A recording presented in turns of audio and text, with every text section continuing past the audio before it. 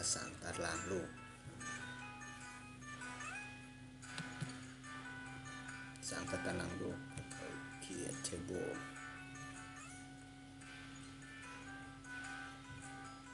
แล้วก็เซฟเป็น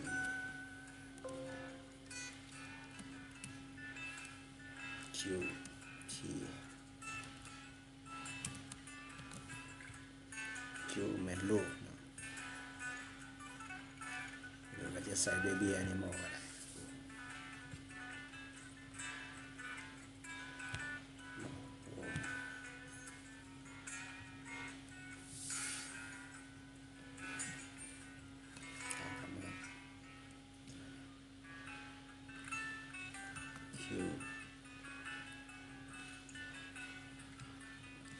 ID เป็นรหัสรูป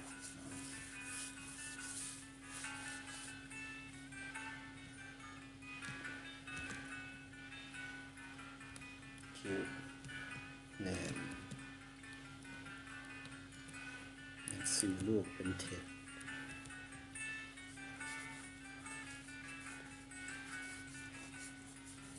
แล้วก็จะแม่รหัสแม่รหัสแม่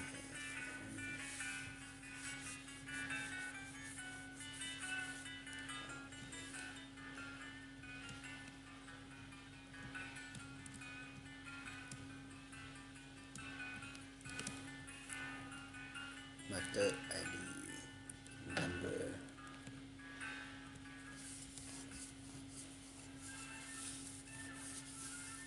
อย่างจึงใส่รหัสแม่เพื่อจะสร้างความสัมพันธ์ตามหลังเนาะตัวนี้จะได้หัววันลูกตัวนี้เป็นลูกของแม่ได้นี่ก็จะมาใส่วันเดือนปีเกิดของลูก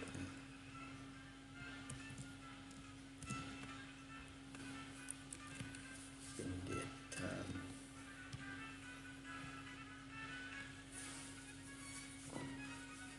มันเกิด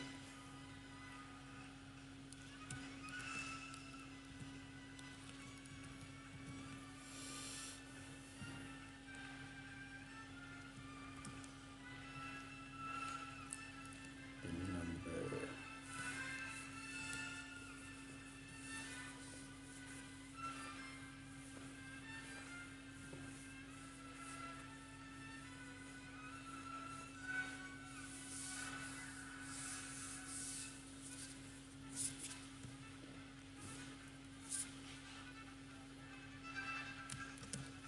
สถานะตอนเกิด status ว่า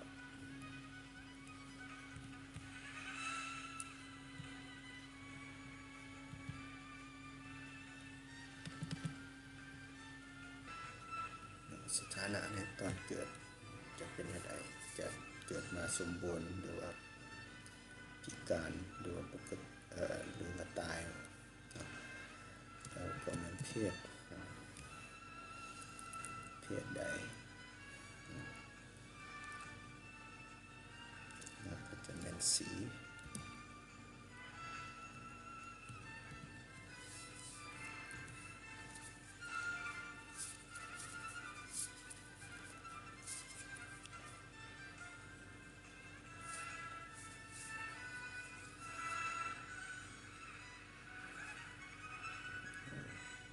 เพศนี้ก็จะมีผู้กับแม่แต่ว่าเขาจะกำหนด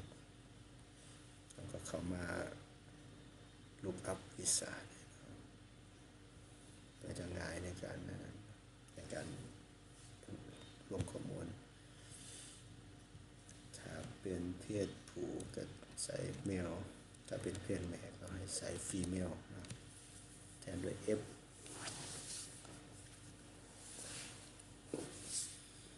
connect ไปตัว finish ส่วนสีถ้าว่าอยากให้3ตัวเลือกก็เห็นคือกันเนาะก็ให้ แบบลูกอัพวิสา พิมพ์ในสิ่งที่เราต้องการสีเราจะใส่ขาว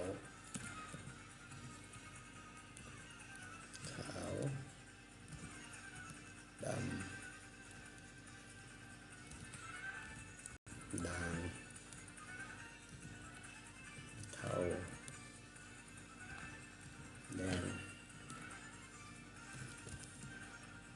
เขียวฟ้าเหลือง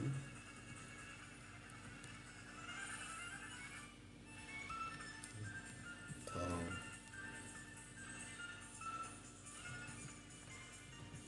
ส้มม่วง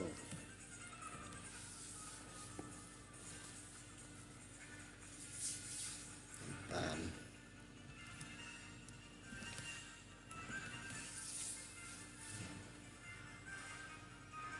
แล้วก็เนี่ยฟิลิสดูแคปชั่นก็มาใส่ว่าสีจะเป็นเพศ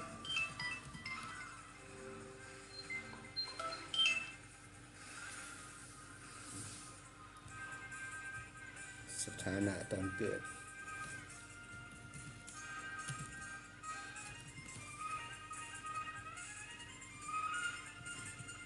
ลำดับเกิด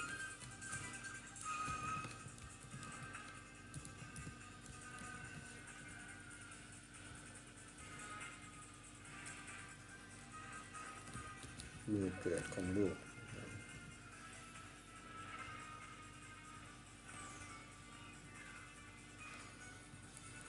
รหัสแม่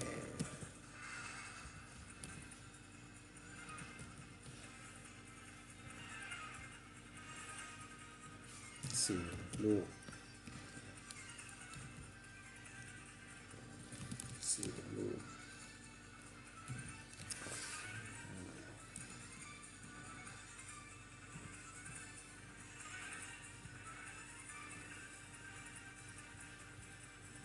นี่จะเป็นรหัสลูก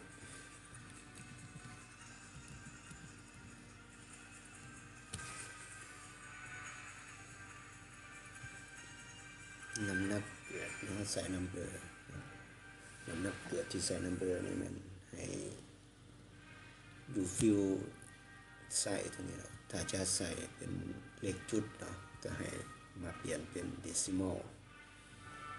format ก็ใส่ standard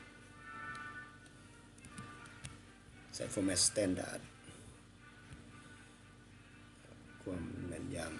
ำ scale นะสิเอาจากโต8 โตเนาะ8 โตหลังจุดจะเอา2หรือ3หลังจุด3เซฟวิวเบิ้งได้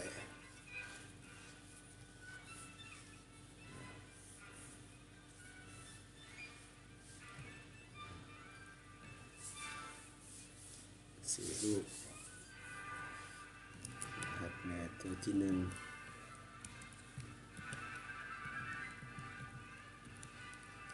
แม่ตัวที่2 3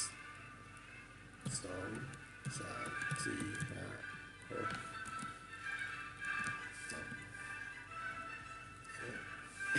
เรียนว่ารหัสลูกจะเพิ่มเป็นอัตโนมัติเราไม่ต้องไปพิมพ์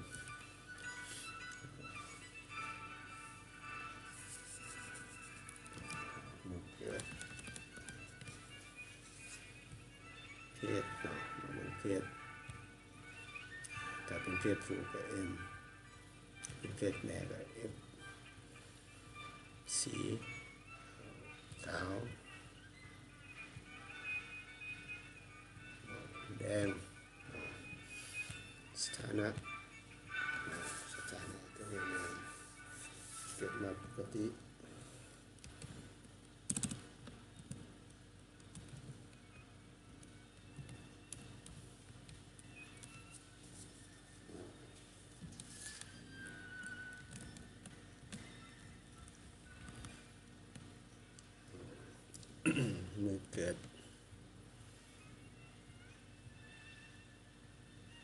28 29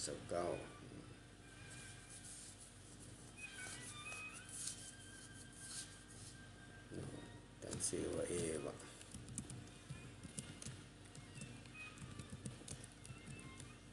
ตัวที่สองเป็น B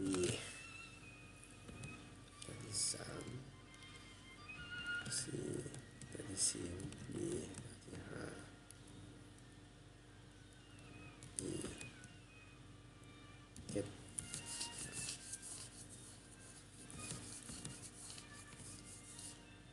สำหรับตารางโลกมันคนนี้ไปถือว่าสำเร็จเนาะถ้าว่าจะเพิ่มเติมตัวใดเข้ามาอีกก็จังเฮ็ดตามหลัง